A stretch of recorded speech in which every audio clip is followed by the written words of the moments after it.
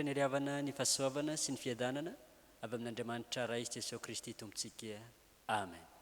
Anio Alahady fahasivy ny volana Aogositra 2024 izay mbola ibanjinantsika hatrany ny amin'ilay lohahevitra hoe mahatoky hatramin'ny fahafatesana ny MINO. Anio ihany koa no Alahady izay natokany fo IBFTKM hitranam-bavaka ary indrindra ahatsiarovana ny amin'ireo martiora rehetra.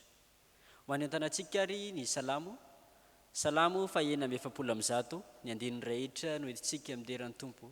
Aorian'ny salamo fahaenina amby efapolo amby zato dia ataontsika ny hera fahavalo dia hitsangantsika hideran'ny tompo.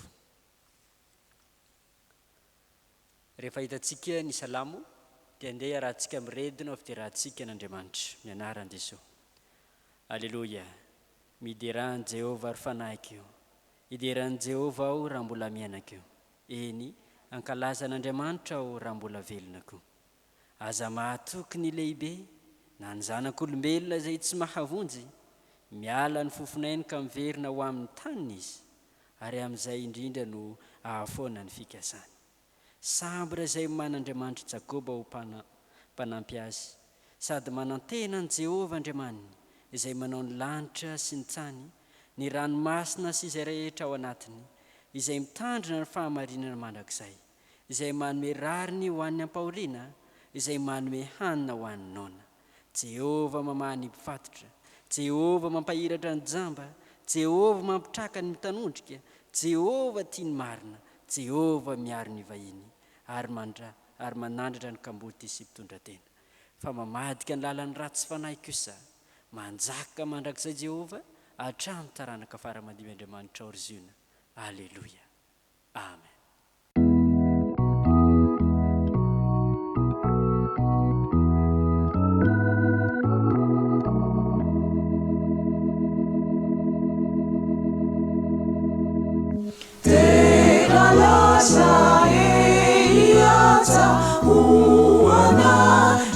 Andriamanitra tumpulai nasarari rai voninahitra isinumpanawantsika sari velumana fututraina fututsua isi pavana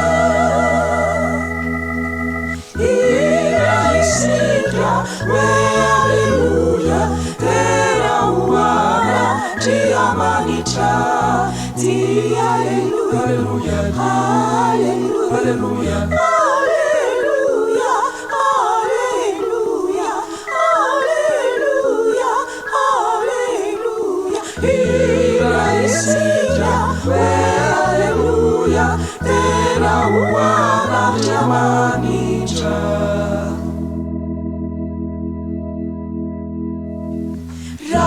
Situasi miuva tiasi mamindrafu masua isanandro izinu isaurana fatulampitsi mivindra tukinu rumbeluna viaruva mavunzi Isi tukiana Ira isikya we Alleluia Terra umana Dia manitra Dia Alleluia Alleluia Alleluia Alleluia Alleluia Alleluia Alleluia Ira isikya Alleluia, Terra umana Dia manitra.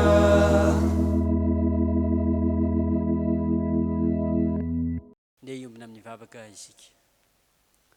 Ry Andriamanitra rainay io, misotranao izay ny amin'ny nanomezanao an Jesosy Kristy ho faty teo amin'ny azy fijaliana ho famonjenanay. Fitiavanao anay zany, ko mankasitraka raha io. Eny, anananao fahefana avokoa ny zavatra rehetra, koa isaoranay anao izay rehetra asehonao eo amin'ny fiainanay. dia rainay ianao fa lehibe indrindra manoloana izao rehetra zao koa na inona tianao aseho eo amin'ny fiainanay dia tanteraka avokoa izany. Inonay nefa tompo fa mahalala izay mahasoa anay ianao koa tantera ao amin'ny fiainanay izay sitraka ao indrindra tompo. Ankehitrindra io manantona anao izay ny amin'ireo tsy fahamendrehana vitanay teo anatrehanao. Eny efa niataka taminao izahay noho ny tsy fatokiana ianao koa mamindrafo aminay raha io mamelany aloka ianao. Mety eza raha io andray anay ianao ilay efa nilaza fa izay manantona ay tsy mba ho laviko mihitsy koa raisinay amin'ny finoana ny famelan-keloka izay mariky ny fandraisanao anay. Tonga manam-pihavanana aminao izay ankehitriny koa mangataka ny asan'ny fanainao masina izahay mba hiasa aty anatinay hanokatra ny sainay ahafahanay mahazo aina vaovao ao aminao Andriamanitra. Miasa aty anatinay fanay masinao amin'ny anaran'i Jesosy Kristy nanandratanay izany vavaka izany. Amen. Hipetraka ny fiangonana. Tonga amin'ny fotoana andrenesana ny ten'Andriamanitra isika soaravana koa mialohany hitsanganana mpanompon'Andriamanitra izay hivavaka sy hamaky ny soratra masina dia ho ataontsika ny hira 1:700 ny andinin'ny voalohany sy ny andinin'ny fahaenina.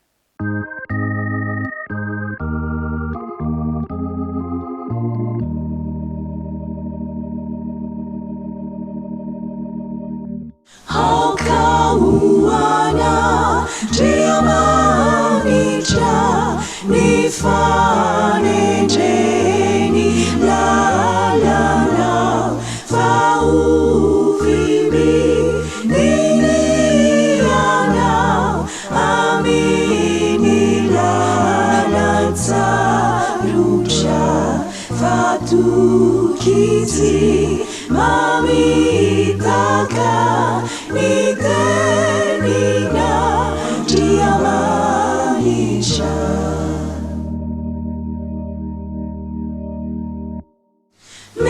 misaudani anarani kazakejakiyana fautante rakamina nisualasaini tenini fatukizi mamitaka nitenina dia manisha. Mbola araka vavakantsika mialohan'ny hamakinany teny soratra masina. Mbola verim-pisaorana ranao zay ry tompo tsara indrindra ho raha andatanina sy vomenonao ka toa tsy mahatsara ny didipolo masinao ity hidera sy ame voninahitra ny anaranao. Raha tonga amin'ny fotoana hamakinany teninao masina zay tompo dia mangataka ny fanahy masinao hirotsaka aminay tsirairay avy mba ahafahanay mahafantatra izay tianao ambara ao anatin'ny teninao. Dia tahiko tompo sy hanambara ny teninao dia amin'ny anaranao Kristy mahavonjana angatamavanay izany vavaka izany. Amen. Hamaky sy hainy ny tenin'ny soratra masina isika. Zany dia ho hitatsika ao amin'ny bokin'ny tantara. Tantara faharoa toko faha-efatra amby roapolo ka raisina amin'ny andininy fahafito amby folo ka hatramin'ny faharoa amby roapolo. Tantara faharoa toko faha-efatra amby roapolo raisina amin'ny andininy fahafito amby folo ka hatramin'ny faharoa amby roapolo. Hotohizana ao amin'ny Luka toko faha-raika amby folo raisinao amin'ny andininy fahafito amby efapolo ka hatramin'ny faha-raika amby dimapolo. Luka toko faha-raika amby folo raisinao amin'ny andininy fahafito amby efapolo ka hatramin'ny faha-raika amby dimapolo.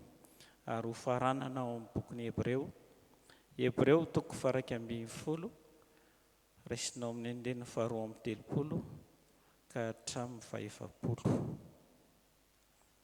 Rehefa hitatsika dia vakiana amin'ny anaran'ny Tompo. Ary rehefa maty i Joida dia avy ry mpanapaka ny Joda ka niakohaka teo anatrehan'ny mpanjaka.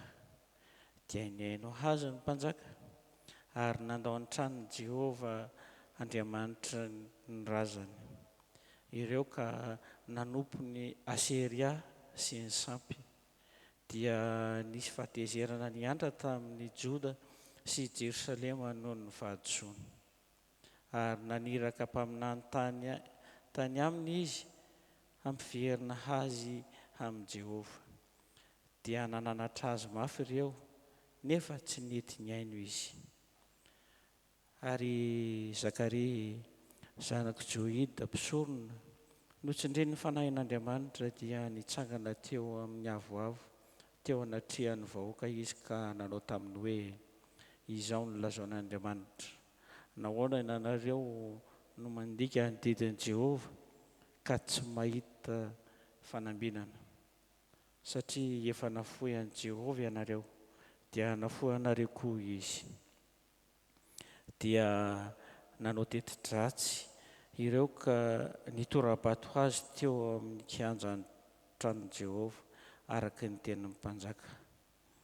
Toy izany no tsy nahatsiarovan'i Joasy mpanjaka sy ny soa nataon'i Joida rainy taminy fa namono ny zanany izy ary noho ny efa ho faty Zakaria dia niteny hoe Jehova ne hijery sy hamaly izao.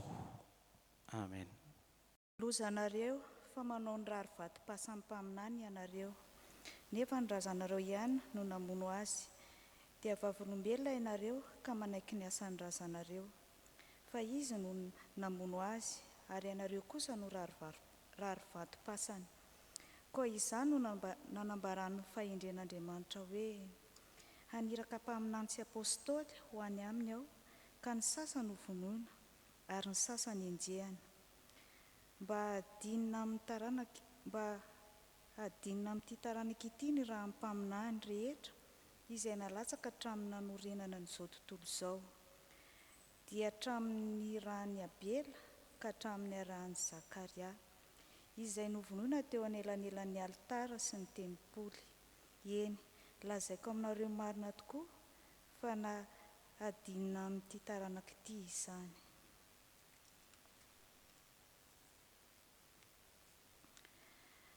Ary ina koa no holazaiko fa ho lany ny andro raha milaza ny Gideona sy Baraka sy Samsona ary Jefta aho, Davida sy Samuela ary ny mpaminaniny, izay nandresy fanjakana tamin'ny finoana, ny asa ny fahamarinana nahazo teny fikasana, nanakombona ny vavan'ny liona, namono ny fidedadedana ny afo, afaka tamin'ny lelan'ny tsabatra. Raha nalemy dia nampitanjahana, tonga nahery tamin'ny ady, dia nampandositra ny miaramila ny firenena hafa. Ny vehivavy nandray azy efa maty, fa natsangana ho velona indray. Ary ny sasany nampijalijaliana ho faty, nefa tsy nety nanao izay ahafahany mba hahazahoan'ny fitsanganana tsara lavitra. Ary ny sasany niaritra fanesoana sy kapoka mafy ary fatorana sy trano maizina koa. Notoraham-bato izy, notsofana, nalaim-panahy, novonoina tamin'ny sabatra. Dia nirenireny nitafy hoditr'ondry sy hoditr'osy, efa lao, ory, fa diranovana. Nefa izao tontolo izao tsy mendrika ho ny toerany akory. Dia nirenireny tany anefitra sy tany an-tendrombohitra sy tany anjohy ary teo an-davaky ny tany izy. Ary ireo rehetra ireo na dia efa nahazo laza tsara noho ny finoana aza, dia tsy mba nandray ny teny fikasana. Fa Andriamanitra efa namboatra izay tsara lavitra ho antsika, mba tsy hatao tanteraka ireo raha tsy efa mbe eo kosa isika. Ray Masina, manamasinana ny fahamarinana, fanteninao fahamarinana. Amen. Ny raha fanampiny laharana fahenina no ataontsika eo am-pitsanganana dia handray ny hafatra avy amin'ny tenin'Andriamanitra isika.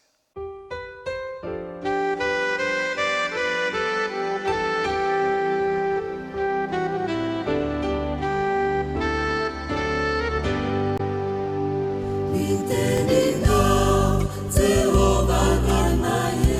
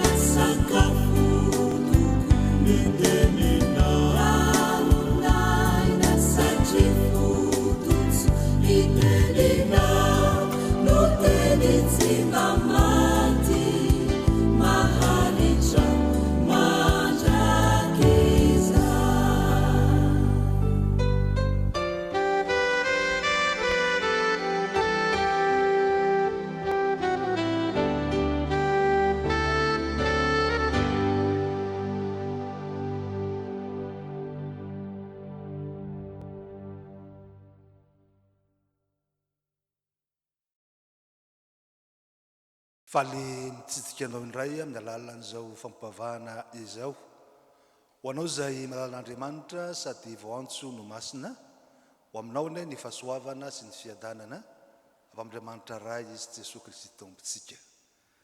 Ny ten'Andriamanitra izay hakantsika ny afatra ho antsika amin'ity alahady natokana atserovana ny martiora ity dia izay hita ao amin'ny Hebreo toko 12 ny ndininy 12 ka hatramin'ny 100.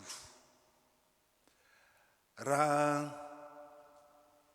ambara amin'ny teny tsotra izay voarakitra ao anatin'ireo andinitsoatra masina vitsivitsy hitantsika n'ity toko 12 amin'ny Hebreo ity dia ny fanehoana ny fiainana na ny finoana. Fanehoana ny fiainana ny finoana na ny fiainam-pinoana. Ny mpandinika dia mihevitra fa ny epistily ho an'ny Hebreo izay tsy fantatra ny nanoratra azy, tsy fantatra ihany koa nefa izay tena nanoratany, fa ny azo ambara sy ekena kosa mazava dia izao: kristianina izay efa nanana ny finoany sy narahany izy ireo, dia ireo Jiosy izay tonga nanaraka ny finoana kristianina kanefa teo anatrehan'ny fiainana zany fanekenan'i Jesosy tompo sy mpamonjy izany, teo anatrehan'ny fahitany zavatra mitranga eo amin'izany finoana an' Jesosy ho lay Mesia zany, teo fisian'ny fampianaram-baovao tonga teo anivon'ny fiangonana. Dia nanjary kristianina toa vizana reraka tratry ny atim-panahy ary te hialan-daharana mihitsy azy, ka nahatonga ny mpanohatra ny epistily laza nyohatra amin'ireo olona malaza ny amin'ny finoana tao amin'ny fanekena taloha mba ahatongana izy ireo iaina sy azona zany finoana zay efa niraisiny tao amin'i Jesosy Kristy izany. Ary zany no ilazana fa manomboka amin'ity 1:30 ka hatramin'ny 7 izay raisitsika ity dia ireo vavolombelon'ny finoana zay efa miaina tao amin'ny tany Kanana, tao amin'ny tanina mpanantenana no tanisain'ny mpanoratra. Ka ny fiainam-pinoana dia voalohany indrindra entina indrindra anehoana ny fahatokiana amin'ny zavatra antenaina. Anehoana ny fahatokiana amin'ny zavatra tenaina, na zay lazainy tika tenombonana hoe anehoana fa azo antoka tsara ny zavatra zay antenaina. Ka ireo mpanompon'Andriamanitra zay voatanisy tao Gideona, tao Baraka, tao Samsona, tao Davida, tao Samuel, dia ny finoanan'Andriamanitra zay inony fa mahery sy mahefa ny zavatra rehetra tao amin'izy ireo no nanana ny hery nanaovana zavatra zay tsy azo ny saina zavaina,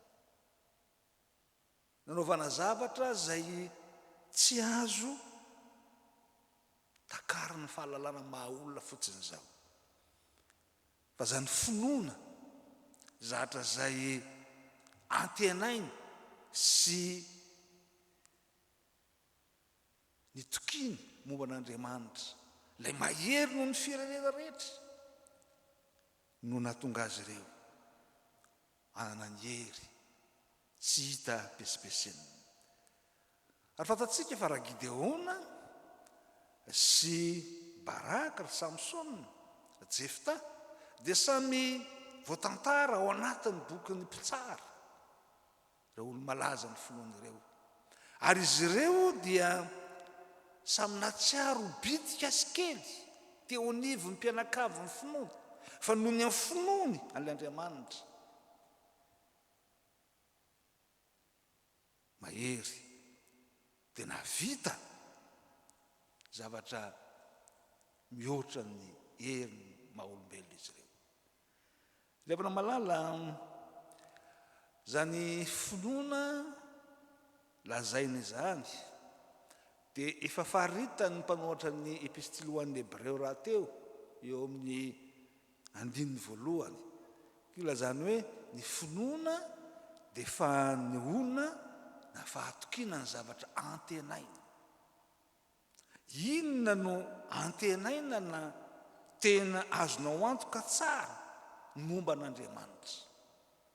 Ary ho an'ny reto zay voatantary reto araka izay nambara teo dia ny Andriamanitra mahery, Andriamanitra velona, Andriamanitra manana ny fahefana, izany no nantenaina ary ninony.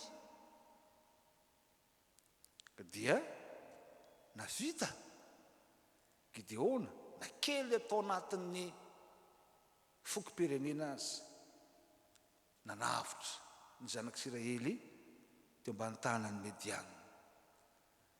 Baraka nandringana ny maramilany Sisera.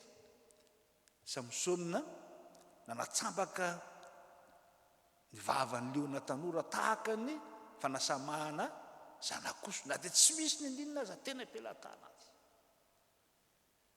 Ary zany finoana iainana izany no tonga hery manosika ny olona iray ahavita zava-mahagaga eo amin'ny fiainany.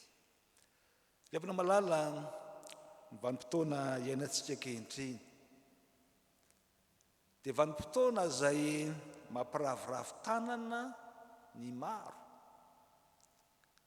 tsy mino ihany fa na dia ny mino koa azy dia alay-panahy. Fa ny maha-mpanompon'Andriamanitra azy, ny maha-mpanaradian'i Kristy azy dia toy izay sanatria ho fanesoana azy ka mahatonga ny maro anangana saina fotsy amin'izay serasera atao na dia mpanaradian'i Kristy azy.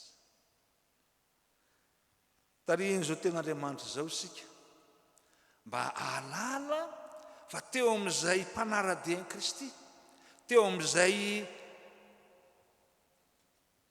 ny ran'Andriamanitra ka natoky ny heriny mino fa azo antoka tsara ny herin'Andriamanitra zany, dia afaka mihoatra sy afaka manana hery mihoatra ny tenany, satria le herin'Andriamanitra no tonga heriny raha teo ka ahafahany manao ny zavatra rehetra mihoatra noho izay mety fatakaran'ny saina maha-olombelona. Zany no ampaherezana antsika fa raha tena mitoetra amintsika sy mazava amintsika zahino tsika fa ilay Jesosy Kristy izay efa nandresy ny heriny fahafatesana tamin'ny tsanganany tamin'ny maty, dia zany koa no amin'ny fiainana antsika na inona zava-tsarotra diavintsika. Ary manokana amin'izany ny ateraka izao valana retina mahazo ny firenena maro eran'izao tontolo zao zany.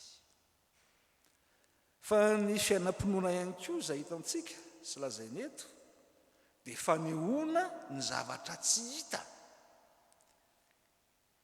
na zay lazaina hoe mahatoky ny zavatra tsy hita.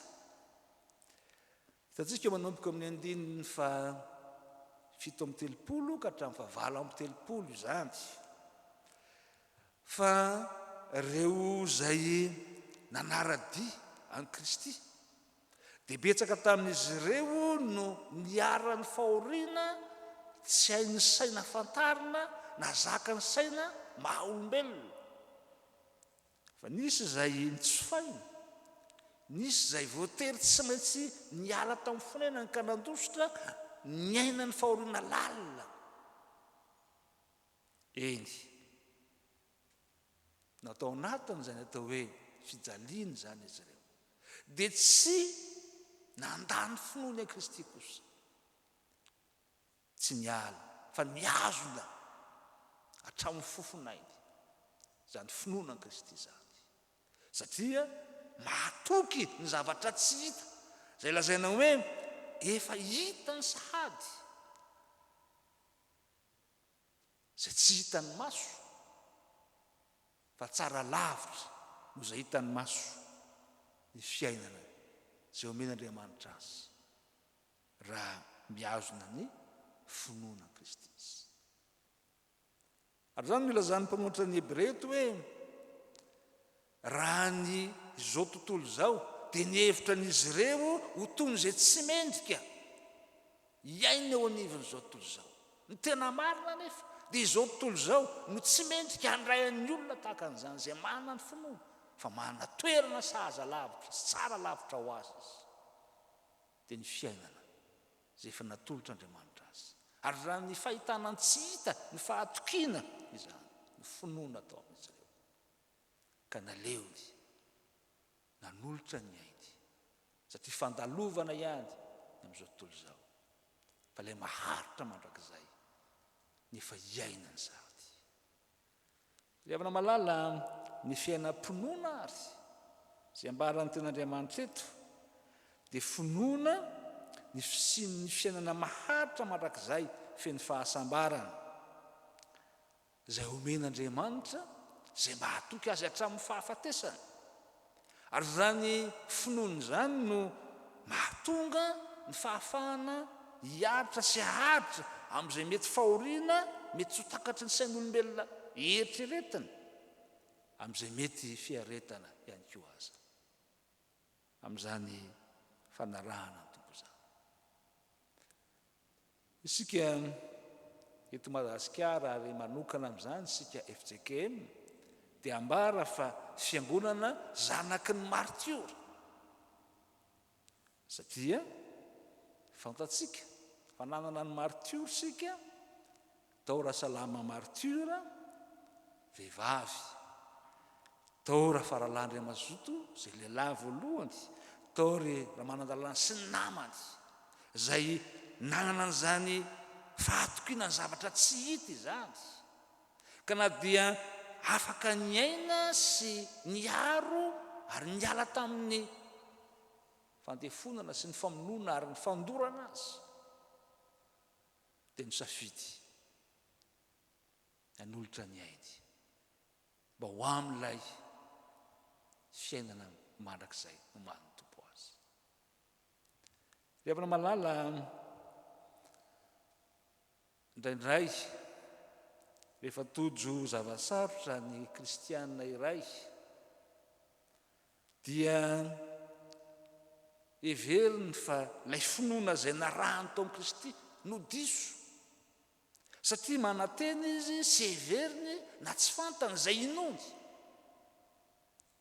Kanefa Jesosy Kristy efa nampafantatra izay mpanaradia azy fa aty amin'izao tontolo izao no mety ahitany fahoriana, ary ho alan'izao tontolo izao azy izay manaraka azy, satria efa izy efa alany izao tontolo izao. Ary hitantsika tamin'ny tantaran'i Zakaria izay nambara tamin'ny soratra masina teo izany, fa ny fahafantarantsika fa Jesosy Kristy lay tena nino n'Andriamanitra ray, ary tonga ny zaka ny vesatry ny fanamelona no niotantsika olombelona. Izany no modely mpiainana, izany no modely ny finoana tokony ho tafina. Ary toy izany ny mpanohatry ny Hebreo ao amin'ny toko 12:1-7 izany, fa raha mbanjina ny Kristy isika izay niatra sy nahatra noho ny afinoana sy fahatokiana n'Andriamanitra, dia tahaka izany koa no manaratan'Andriamanitra antsika amin'ny fotoan'andro. Ary hitantsika fa izany fiainam-pinoana izany rehefa voatantara tao amin'ny fanekena taloha, na dia efa tsara laza ny amin'ny finoana aza, dia mbola tsy tanteraka tamin'ny teny fampanantenana na ny teny fanekena, fandovana ny fiainana mandrakizay, satria Andriamanitra amin'ny fikasany dia ny ampiombona ny mino rehetra na ny fanekena taloha na ny fanekena vaovao ho amin'ilay fiainana mandrakizay amin'ny fahatanterahany.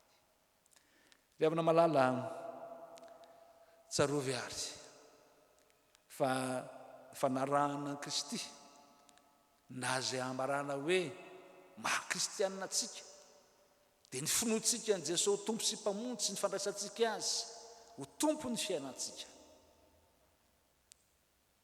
Raha tena mahatoky ny zavatra antenany isika, dia mahanahery ioarana ny fetra ny maha-olona antsika, ka ahafahantsika miombokely amin'Andriamanitra velona, ka hanana fiainana mpandraisena mandrakariva. Kanefa koa na dia tsy miatra amintsika azy izany fandresena izany, dia tsy ho tafitohana noho ny amin'ny Kristy isika, na hiala ny amin'ny Kristy isika, fa halala fa izay tsy hita dia efa azontsika hiainana sady ny fiainana mandrakizay. Izany no nambaran'i Jesosy rehefa nanontany azy ny mpianatry Jaona, raha mbola tao anatin'ny tranomaizany Jaona, ianao ve ilay andrasana sa mbola hisy no avy?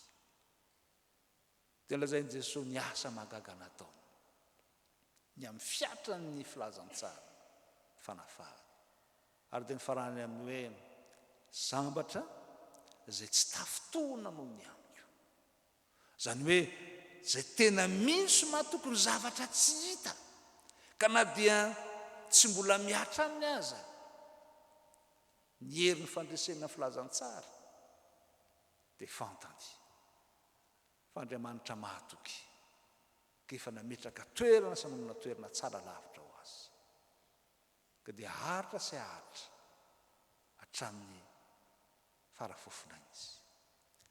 Rehefa malala fanarahan-dian'i Kristy ary dia mitoetra ao amin'ny finoana izay mahatoky ny zavatra antenainy, ary mitoetra ao amin'ny finoana amin'ny fahatokiana zavatra tsy hita ka ivelomana sady diny ankehitriny. Ary zany no mahamartiora antsika izay lazaina hoe vavolombelona ny amin'ny finoana sy fanarahana Kristy. Maireza ry havana ka oka ho vavolombelona mahatoky hatramin'ny fahafatesana anao. Mba handray sitrapon'Andriamanitra diny ankehitriny ny herin'ny fanafahana fa rahatr' izay koa aza dia ny fiainana mandrakizay mba ho mahatoky hatramin'ny fahafatesana anao. Satria arak'izay ambara ny mpanoratra eto, raha ho tany saina avokoa ireo olony ny finoana dia tsy ho vidy izany. Fa izay nambara ny soatra masina eto dia natao tarika antsika izay velona ankehitriny hanohy ny fiainam-pinoana ho vavolombelona n'Andriamanitra velona mba hahatonga ny fiainana ao amin'Andriamanitra aseho ao amin'ny fahaveloman'i Kristy.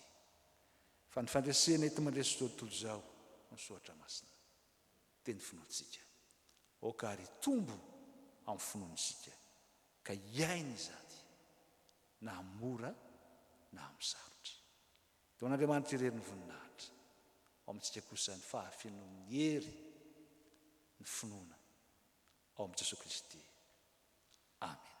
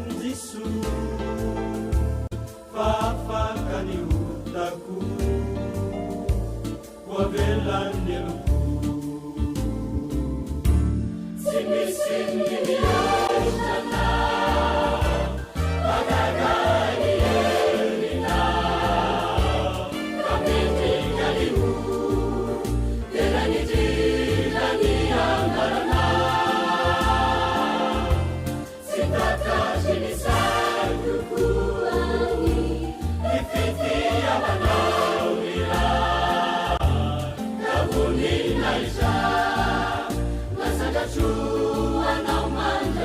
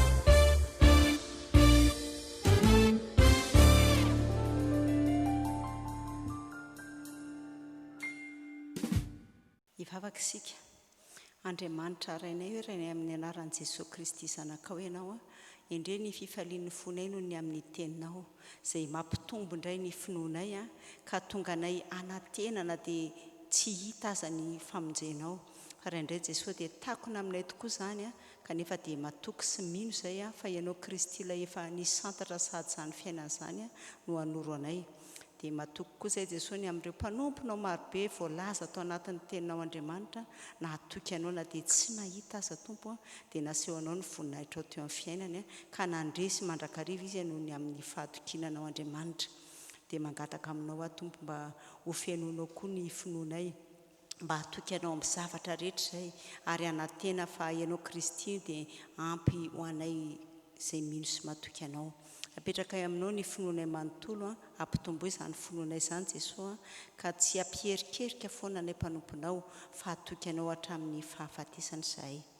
Maro Jesosy ny zavatra izay sehitrainay eto amin'izao tontolo izao kanefa dia matoky izay fa efa nandalovanao avokoa izany rehetra izany ary nandresy ianao Kristy ka izay rehetra mino sy matoky anao dia ho mpandresy tahaka anao tokoa. Dia mitondram-bavaka izay Jesosy ho an'ny fiangonanao. Ianao mahalala ny fizahanttoetra izay andalovan'ny fiangonana ary matoky izay fa na dia mihidy aza ny fiangonana trano dia hosokafanao kosa ny fiangonana olona dia mba hatoky anao ary ny fony izy ireo feno fanantenana hatoky anao Andriamanitra hatramin'ny farany. Dia mivavaka izay Jesosy ho an'ny firenenay ianao koa mahalala ny mpitondranay tsy miafina noho amin'izy ireo amindrao fo izy ary avelao heloka izay vahoaka malagasy koa Tompo mamindra fo aminay satria raindray izay dia kely finoana ka manaonao foana sy manao zavatra tsy araka ny sitraponao. Dia mivavaka ho an'ny vahoaka malagasy rehetra mba hitodika aminao Andriamanitra. Dia mitondra mivavaka koa izay Tompo ho an'izay rehetra marary ianao ilay dokotera mahay manasitrana ny aretina rehetra. Apetraka aminao izy ireny ary ataovy mahay manantena ny fanasitranana avy aminao satria ny diakapoka taminao no nanasitranana ny marary. Dia mitondra mivavaka izay ho an'izay rehetra mananolana Tompo efa nampanantena ianao fa mankanesa tsy amika ianareo rehetra izay mavesatra entana izao anomenanao ireo fitsaharana. Ataovy mahay mitodika aminao izy ireny Jesosy. Ataovy mahay miantsampy aminao Kristy fa ao aminao no misy ny fitsaharana. Fitsaharana mameno ny fonay sy ny sainay ary indrindra mampitombo ny finoanay. Dia mitondra mivavaka izay Jesosy ho an'izay rehetra fantatrao fa mila anao Kristy dia izao tontolo izao mba hitodika aminao Andriamanitra satria ianao ny tompo ny vahaolana rehetra.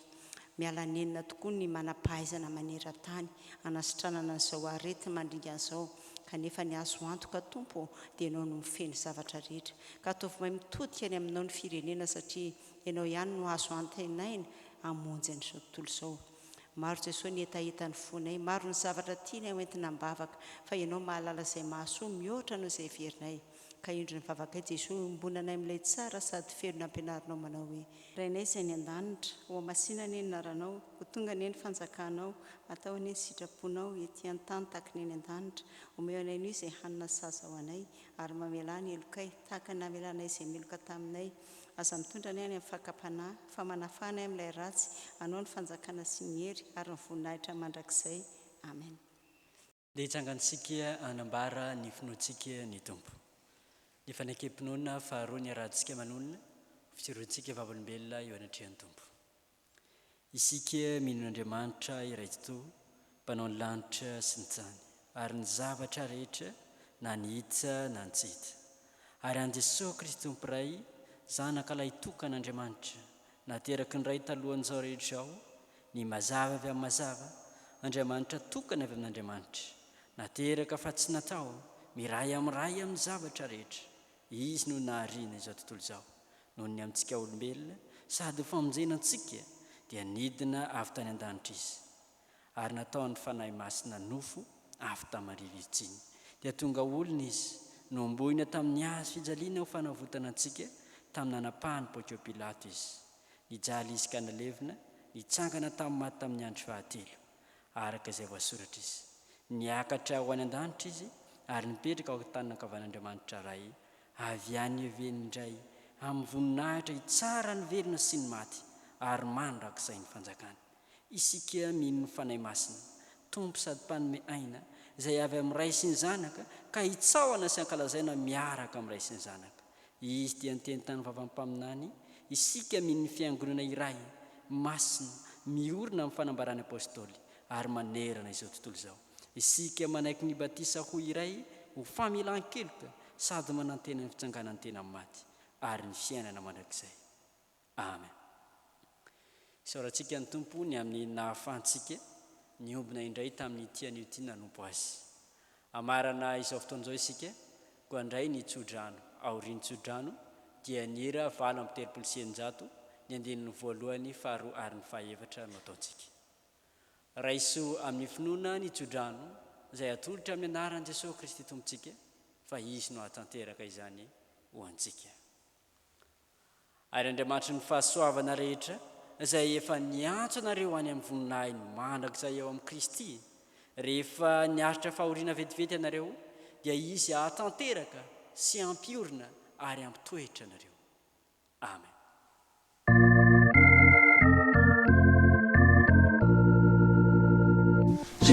Jesu pamonjy malala, indray toy ny mpanompona. Raha misy izay mankala, matoky famananana.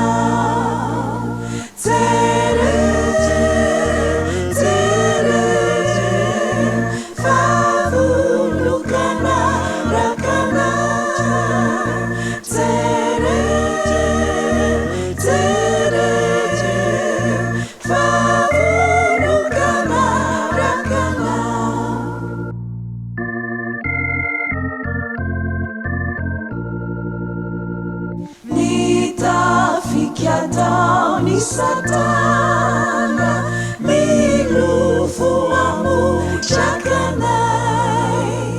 Haviry Jesosy mitantana, fanomakandresy izay.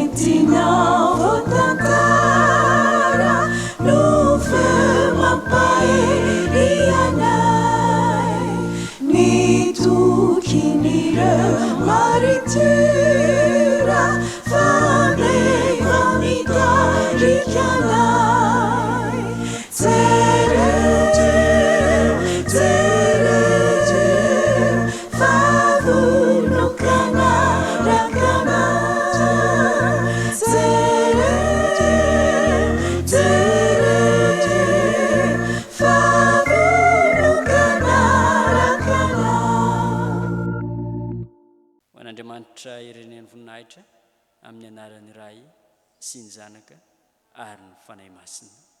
Amen.